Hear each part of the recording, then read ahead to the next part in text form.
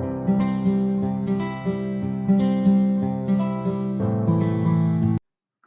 dear student, welcome to my new video. Here Yuvraj from EV Talk channel.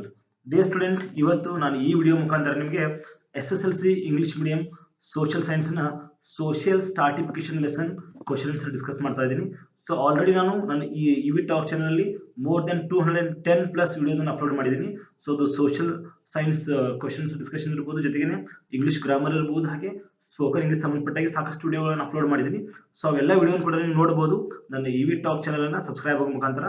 So ನನ್ನ channel ಅನ್ನ ಇನ್ನೂ subscribe ಆಗಿಲ್ಲ ಅಂತಾರೆ channel ನ ಸಬ್ಸ್ಕ್ರೈಬ್ ಮಾಡಿ, ಜೊತೆಗೆ ಈ ವಿಡಿಯೋ ನಿಮ್ಗೆ ಲೈಕ್ ಆದರೆ ನಿಮ್ಮ ಫ್ರೆಂಡ್ಸ್ ಕೂಡ ಶೇರ್ ಮಾಡಿ, ಹಾಗೆ ಲೈಕ್ ಬಟನ್ ಪ್ರೆಸ್ ಮಾಡಿ students. Okay students, now let's move on the questions discussion. C the students, the first question on this lesson. So ನಾನು ಇವಾಗ ಡಿಸ್ಕಸ್ ಮಾಡ್ತಿರೋ ಲೆಸನ್ ಬಗ್ಗೆ ಹೇಳಿದೆ ನಿಮಗೆ. ಇದು ಸೋಷಿಯಲ್ ಸ್ಟಾರ್ಟಿಫಿಕೇಶನ್ ಅಂತ ಬರುತ್ತೆ. ಸೊ ಇದ್ರಲ್ಲಿ ಮೊದಲನೇದಾಗಿ fill in the blanks with suitable answers ಅಂತ ಕ್ವಶನ್ಸ್ ಇದೆ. ದ ಫಸ್ಟ್ ಕ್ವಶನ್ ಬಂದ್ಬಿಟ್ಟು, minority communities are allowed to establish education institution under article dash ಅಂತ ಇದೆ. ಸೊ ಯಾವ ಒಂದು ಆರ್ಟಿಕಲ್ ಮುಖಾಂತರ ನಾವು ಈ ಮೈನಾರಿಟಿ ಪೀಪಲ್ ಎಜುಕೇಶನ್ ಇನ್ಸ್ಟಿಟ್ಯೂಷನ್ ಗಳನ್ನ ಎಸ್ಟಾಬ್ಲಿಷ್ ಮಾಡ್ತಾ ಇದೀವಿ ಅಂತಂದ್ರೆ article 30. So it's one of the most important article. Article 30 ಮುಖಾಂತರ ನಾವು should allow the establish to the education institutions of the minority community. Okay, the next question is, student, the practice of untouchability is prohibited by dash article. It's one of the most important question, and this question is repeated in many times for our board exam. And here the right answer is, student, for this question, article 17. Article 17 is the right answer. Okay, so this article prohibited the practice of untouchability. And the next question is, student, in front of you, the untouchability crimes and implemented in the year.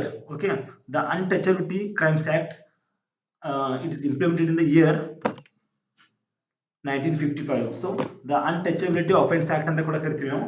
So the untouchability offense act implement ಆಗಿದ್ದ ವರ್ಷ ಯಾವತ್ತಪ್ಪ ಅಂತಂದ್ರೆ 1955. Okay, next question ನೋಡಿ. ಹಾಗಾದ್ರೆ the dash of our constitution says education is the fundamental right of the every child ಅಂತ ಹೇಳುತ್ತೆ. Okay, you already heard about it, I think. Article 45 and article 21A ಅಂತದೆ. ಹಾಗಾದ್ರೆ ಯಾವ ಆರ್ಟಿಕಲ್ ಹೇಳುತ್ತೆ education is the fundamental right of the every child ಅಂತ? So what you think, which is the right answer? See there, the right answer ಬಂದ್ಬಿಟ್ಟು article 21A ಅಂತ ಹೇಳ್ತೀವಿ ನಾವು. So article 21A is one of the most important article for your exam purpose, because this question is asked maximum times for your previous exams. Okay, I hope you understood ಅಂತ ಅನ್ಕೋತೀನಿ. Now let's move the next question. So the next question ಬಂದ್ಬಿಟ್ಟು 3 or 4 marks questions are there. So ಇಲ್ಲಿ ನಾವು first question ಬಂದ್ಬಿಟ್ಟು, what are the reasons for the social inequality? So what do you think, what are the reasons for the social inequality? So see there, ಇನ್ನೊಂದು reasons ಅಂತ ಇರಬಹುದು.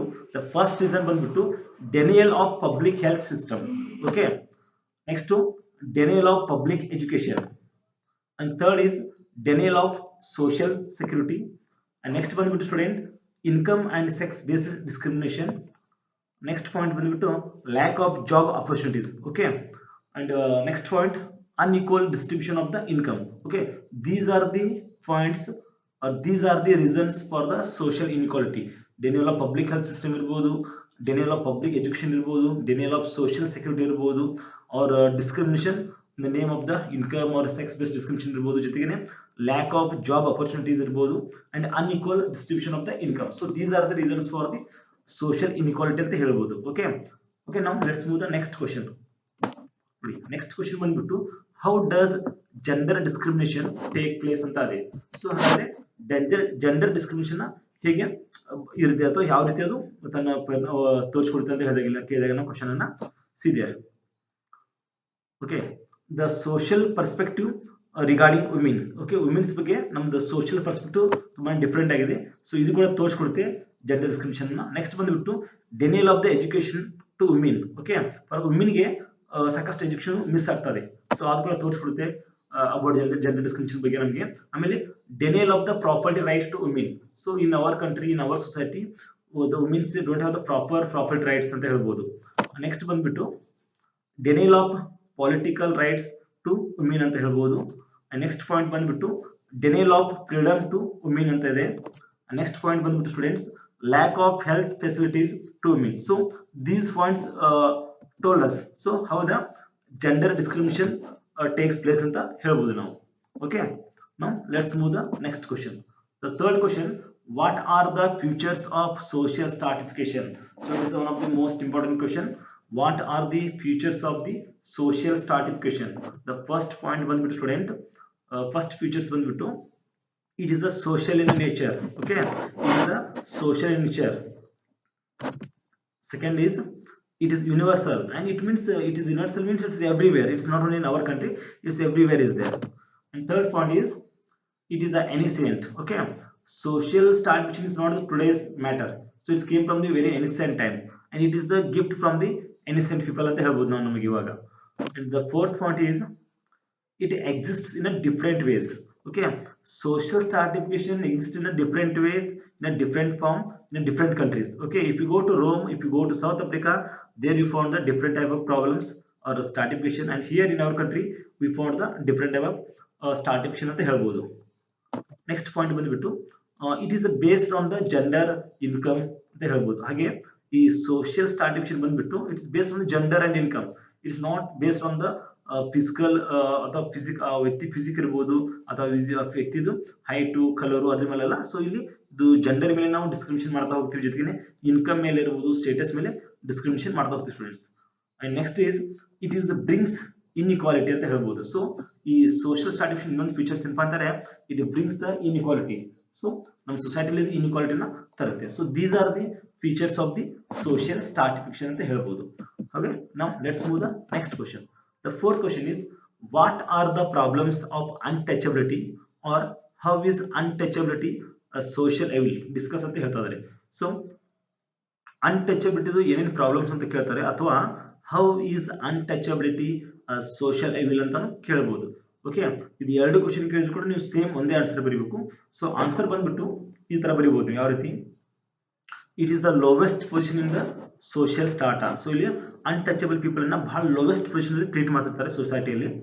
Next point ಬಂದ್ಬಿಟ್ಟು there were kept out of the education ಅಂತ ಹೇಳ್ಬೋದು. So ಈ untouchability people ಅನ್ನ they kept out of the education, ಅವರಿಗೆ education ಕೂಡ ಮಿಸ್ ಆಗ್ತಾ ಇತ್ತು. ಥರ್ಡ್ ಪಾಯಿಂಟ್ ಬಂದ್ಬಿಟ್ಟು denial of the property rights. So untouchable people doesn't have any property rights. So ಅಂದ್ರೆ ಅವರು ಪ್ರಾಪರ್ಟಿ ಮಾಡುವಂತ ಒಂದು ರೈಟ್ಸ್ ಕೂಡ ಇರಲಿಲ್ಲ. It can shows that how inhumanly treat the untouchable people ಅಂತ. ನೆಕ್ಸ್ಟ್ ಪಾಯಿಂಟ್ ಬಂದ್ಬಿಟ್ಟು denial of the political participation right. So untouchable ಪೀಪಲ್ಗೆ ಅವಾಗಿನ ಕಾಲದಲ್ಲಿ ಯಾವುದೇ ರೀತಿಯಂತ ಒಂದು ಪೊಲಿಟಿಕಲ್ ಪಾರ್ಟಿಸಿಪೇಷನ್ ಮಾಡುವಂತ ರೈಟ್ಸ್ ಇರಲಿಲ್ಲ, ಜೊತೆಗೆ ವೋಟಿಂಗ್ ಮಾಡುವಂತ ರೈಟ್ಸ್ ಕೂಡ ಇರಲಿಲ್ಲ.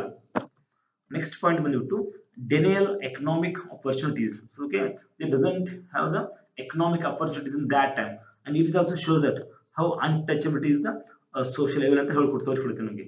ನೆಕ್ಸ್ಟ್ ಪಾಯಿಂಟ್ ಬಂದ್ಬಿಟ್ಟು lack of job opportunities. So ಅವರಿಗೆ ಸಾಕಷ್ಟು ಜಾಬ್ ಅಪರ್ಚುನಿಟೀಸ್ ಕೂಡ ಇರ್ತಾ ಇರಲಿಲ್ಲ. So these all are the problems of the untouchability, and also these all points shows that how untouchability is a social evil ಅಂತ ತೋರಿಸ್ಕೊಡುತ್ತೆ. But today's conditions totally change. Okay, ನಾವು it's change ಆಗ್ತಾ ಬರ್ತದೆ. But ಇದೆಲ್ಲ ನಮ್ಮ points ಏನು ಕೊಡ್ತಾರೆ, how the untouchability is a social evil ಅಂತ ತೋರಿಸ್ಕೊಡುತ್ತೆ students. I hope you understood ಅಂತ ಅನ್ಕೋತೀನಿ. ನಾವು let's move the next question. Next question ಬಂದ್ಬಿಟ್ಟು ನೋಡಿ students, fifth one, how does social stratification exist in different forms ಅಂತ ಕೇಳ್ತಾ ಇದ್ದಾರೆ. ಸೊ ಇಲ್ಲಿ ಸೋಷಿಯಲ್ ಸ್ಟ್ರಾಟಿಫಿಕೇಶನ್ ಬಂದ್ಬಿಟ್ಟು ಒಂದೇ ಫಾರ್ಮ್ ಅಲ್ಲೇ ಎಕ್ಸಿಸ್ಟ್ ಆಗಿಲ್ಲ. So it's exist in different forms ಅಲ್ಲಿ ಆಗಿದೆ. ಸೊ ಡಿಫ್ರೆಂಟ್ ಫಾರ್ಮ್ಸ್ ಅಲ್ಲಿ ಆಗಿದೆ. ಸೊ ಹಾಗಾದ್ರೆ ಯಾವ ಫಾರ್ಮ್ಸ್ ಅಲ್ಲಿ ಸೋಷಿಯಲ್ ಸ್ಟ್ರಾಟಿಫಿಕೇಶನ್ ಎಕ್ಸಿಸ್ಟ್ ಆಗಿದೆ ಅಂತ ಅಂದಾಗ, ಸೊ ದ ಆನ್ಸರ್ ಬಂದ್ಬಿಟ್ಟು the first is primitive society. So ನಾವು ಆಲ್ರೆಡಿ ಪ್ರಿಮಿಟಿವ್ ಸೊಸೈಟಿ ಅಂತ ನೋಡ್ತೀವಿ, ಇದೊಂದು ಫಾರ್ಮ್ ಅಲ್ಲಿ ಅದು ಎಕ್ಸಿಸ್ಟ್ ಆಗಿದೆ. ನೆಕ್ಸ್ಟ್ ಸ್ಲೇವರಿ ಅಂತ ಬರುತ್ತೆ, ಇದರಲ್ಲಿ ಕೂಡ ಈ ರೀತಿಯಾಗಿ ಕೊಡೋದು ನಾವು ನೋಡ್ತೀವಿ ನಮ್ಮ ಸೊಸೈಟಿಯಲ್ಲಿ ಸ್ಟ್ರಾಟಿಫಿಕೇಶನ್ ಅನ್ನ. ಎಸ್ಟೇಟ್ ಸಿಸ್ಟಮ್ ಅಲ್ಲಿ ಕೂಡ ಈ ಸೋಷಿಯಲ್ ಸ್ಟ್ರಾಟಿಫಿಕೇಶನ್ ನೋಡ್ತೀವಿ. ವರ್ಣ ಸಿಸ್ಟಮ್ ಬಗ್ಗೆ ಕೂಡ ನಾನು ಆಲ್ರೆಡಿ ಎಕ್ಸ್ಪ್ಲೇನ್ ಮಾಡಿದ್ದೀನಿ ಬೇರೆ ಬೇರೆ ಒಂದು ವಿಡಿಯೋಸ್ಗಳಲ್ಲಿ. ಸೊ ಅಲ್ಲಿ ಕೂಡ ನಾವು ಈ ಸೋಷಿಯಲ್ ಸ್ಟ್ರಾಟಿಫಿಕೇಶನ್ ನೋಡ್ತೀವಿ, ಜೊತೆಗೆ ಕಾಸ್ಟ್ ಸಿಸ್ಟಮ್. ಸೊ ಇಲ್ಲಿ ಕೂಡ ನಾವು ಈ ಸೋಷಿಯಲ್ ಸ್ಟ್ರಾಟಿಫಿಕೇಶನ್ ಯಾವ ರೀತಿ ಎಕ್ಸಿಸ್ಟ್ ಆಗಿದೆ ಅನ್ನೋದನ್ನ ನೋಡ್ತೀವಿ. So these are the different forms of the social stratification ಅಂತ ಹೇಳ್ಬಹುದು. Okay, the next question is student, what is social stratification ಅಂತಾನೆ ಕ್ವಶನ್ಸ್ ಕೇಳ್ತಾರೆ some time. What is social stratification? So ನೋಡಿ, ದ ರೈಟ್ ಆನ್ಸರ್ ಬಂದ್ಬಿಟ್ಟು the practice of classifying people as a superior or superior and inferior and upper and lower based on the gender, caste, profession, class and race. So social stratification ಅಂದ್ರೆ ಏನಪ್ಪಾ ಅಂತಂದ್ರೆ the practice of classifying people as a superior, inferior and upper lower. So ಯಾವ ಒಂದು base ಮೇಲೆ ಅಂತಾರೆ, gender base ಮೇಲೆ superior inferior ಅಂತ difference ಮಾಡೋದು. ಜೊತೆಗೆ in the name of the caste ಇರ್ಬೋದು, in the name of the profession ಇರ್ಬೋದು, the name of the class, race. So ಈ ರೀತಿಯಾಗಿ ಜನರನ್ನ ಕ್ಲಾಸಿಫೈ ಮಾಡೋದಕ್ಕೆ ಅಥವಾ ಸುಪೀರಿಯರ್ ಇಂಪೀರಿಯರ್ ಅಂತ ಕ್ಲಾಸಿಫೈ ಮಾಡೋದಕ್ಕೆ ನಾವು ಸೋಷಿಯಲ್ ಸ್ಟಾಟಿಫಿಕೇಶನ್ ಅಂತ ಹೇಳ್ತೀವಿ ಸ್ಟೂಡೆಂಟ್ಸ್. ಓಕೆ, ಹಾಗಾದ್ರೆ ನಾವು let's move the next question. The seventh question is like this: what are the legal measures undertaken to addict untouchability explain ಅಂತ ಹೇಳ್ತಾರೆ. ಹಾಗಾದ್ರೆ ಈ ಅನ್ಟಚಬಿಲಿಟಿಯನ್ನ ರಿಮೂವ್ ಮಾಡೋದಕ್ಕೆ, ಅಡಿಕ್ಟ್ ಮಾಡೋದಕ್ಕೆ ಗೌರ್ಮೆಂಟ್ ಏನೇನು ಲೀಗಲ್ ಮೆಜರ್ಸ್ ತಗೊಂಡಿದೆ, ಏನೇನು ಕಾನೂನು ಕ್ರಮಗಳು ತೆಗೆದುಕೊಂಡಿದೆ ಅನ್ನೋದನ್ನ ಸಾಕಷ್ಟು ಬಾರಿ ಈ ಕ್ವಶನ್ ರಿಪೀಟ್ ಆಗಿದೆ ನಮ್ಮ ಪ್ರೀವಿಯಸ್ ಬೋರ್ಡ್ ಎಕ್ಸಾಮ್ಸ್ ಗಳಲ್ಲಿ. ಸೊ ಇದು ಅಪ್ಕಮಿಂಗ್ ಎಕ್ಸಾಮ್ ಕೂಡ ತುಂಬಾ ಇಂಪಾರ್ಟೆಂಟ್ ಕ್ವಶನ್. ಸೊ ಅದಕ್ಕೆ ನಿಮಗೆ ನಾನು ಬೋತ್ ಇಂಗ್ಲಿಷ್ ಅಂಡ್ ಕನ್ನಡದಲ್ಲಿ ಎರಡು ಕೂಡ ಎಕ್ಸ್ಪ್ಲೇನ್ ಮಾಡ್ತಾ ಇದೀನಿ ಅರ್ಥ ಆಗೋ ಹಾಗೆ. ಸೊ ಕ್ವಶನ್ ಬಂದ್ಬಿಟ್ಟು ಒನ್ಸ್ ಅಗೇನ್ ನೋಡಿ: what are the legal measures undertaken to addict untouchability explain ಅಂತ ಅದೇ.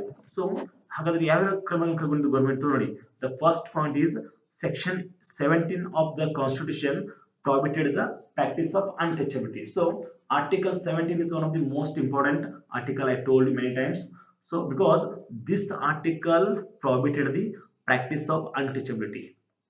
And second point is the Untouchability Crime Act was implemented in 1955. Okay, Untouchability Crime Act ಅಂತ ಇಂಪ್ಲಿಮೆಂಟ್ ಆಗುತ್ತೆ 1955. So it is also one of the legal measures ಅಂತ ಹೇಳ್ಬೋದು addict ಮಾಡೋದಕ್ಕೆ untouchability ಅನ್ನ. And third point is Citizen Rights Protection Act was passed in 1976. So Citizen Rights Protection Act ಅಂತ ಬರುತ್ತೆ 1976 ಅಲ್ಲಿ. Actually this 1976 Citizen Rights Protection Act ಬಂದ್ಬಿಟ್ಟು it is the same 1955 ಅಂತ untouchability crime act ಅಂತ ಬರುತ್ತೆ ಅಥವಾ ಅನ್ಟಚಬಿಲಿಟಿ ಅಫೆನ್ಸ್ ಆಕ್ಟ್ ಅಂತ ಬರುತ್ತಲ್ಲ, ಅದರಲ್ಲಿ ಕೆಲವೊಂದು ಚೇಂಜಸ್ ತಗೊಂಡು ಸೊ ಅದೇ ಆಕ್ಟ್ ಅಲ್ಲಿ ಕೆಲವೊಂದು ಚೇಂಜಸ್ ಮಾಡಿ 1976 ಅಲ್ಲಿ ಅದನ್ನ ಸಿಟಿಸನ್ ರೈಟ್ಸ್ ಪ್ರೊಟೆಕ್ಷನ್ ಆಕ್ಟ್ ಅಂತ ಪಾಸ್ ಮಾಡ್ತಾರೆ. ಓಕೆ, ನೆಕ್ಸ್ಟ್ ಬಂದ್ಬಿಟ್ಟು ಹಾಗಾದ್ರೆ universal right to vote and participate in elections has been provided. So ಇವಾಗ ಆದ್ಮೇಲೆ ಏನಾಗಿದೆ, ಎಲ್ಲ untouchability people ಗೆ they have rights to vote and also they have get the right to participate in an election has been provided. So election ಅಲ್ಲಿ participate ಮಾಡೋದಕ್ಕೆ ಮತ್ತೆ vote ಮಾಡೋದಕ್ಕೆ ಅವರಿಗೆ ರೈಟ್ಸ್ ಕೂಡ ಪ್ರೊವೈಡ್ ಆಗಿದೆ.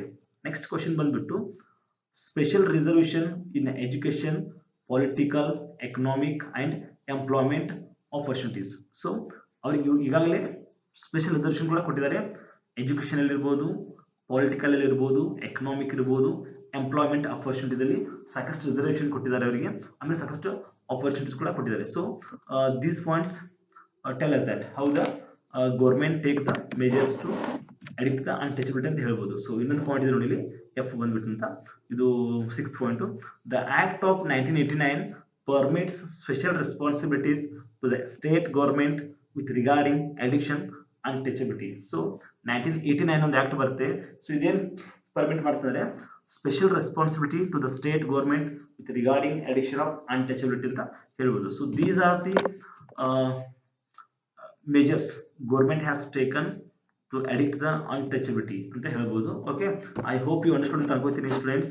ಸೊ ನಾನು ಈಗಾಗಲೇ ನನ್ನ EVT ಆಪ್ಷನ್ ಅಲ್ಲಿ ಈ social science, English medium social science ಸಂಬಂಧಪಟ್ಟಾಗೆ 3-4 ವಿಡಿಯೋನ ಅಪ್ಲೋಡ್ ಮಾಡಿದ್ದೀನಿ. ಸಾಕಷ್ಟು ಮಲ್ಟಿಪಲ್ ಚಾಯ್ಸ್ ಕ್ವಶನ್ಸ್ ವಿಡಿಯೋಸ್ ಕೂಡ ಅಪ್ಲೋಡ್ ಮಾಡಿದ್ದೀನಿ. ಸೊ ಎಲ್ಲಾ ವಿಡಿಯೋ ಲಿಂಕ್ ಅನ್ನ ನಾನು ಡಿಸ್ಕ್ರಿಪ್ಷನ್ ಬಾಕ್ಸ್ ಅಲ್ಲಿ ಕೊಟ್ಟಿದ್ದೀನಿ. ಸೊ ನೀವು ಡಿಸ್ಕ್ರಿಪ್ಷನ್ ಬಾಕ್ಸ್ ಹೋಗಿ, ಸೊ ನೀವು ಜಸ್ಟ್ ಕ್ಲಿಕ್ ಮಾಡಿದ್ರೆ you get all the videos ಅಂತ ಹೇಳ್ತೀನಿ.